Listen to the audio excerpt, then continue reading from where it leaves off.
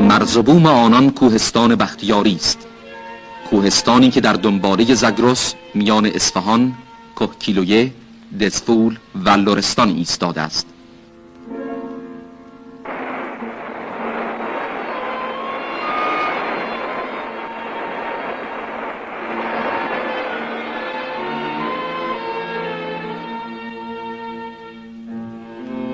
کارون از سوی و زایندرود از سوی دیگر آبیار این سرزمینند.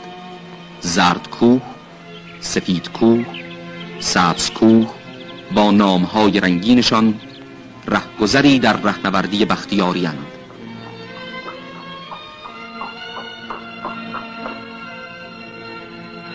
و فاصله بین کوچها پرداختن به زندگی تازه و آرامی است در دامنه‌های سبز خرم. چادرها برپا می دارند تا خستگی راهپیمایی دشوار را از تن بزدایند.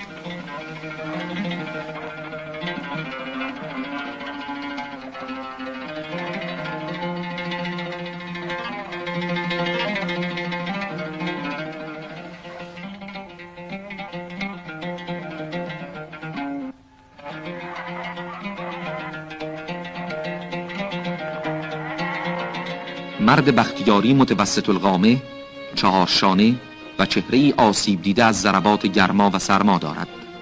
چابک سوار، ورزشکار و تیرانداز است.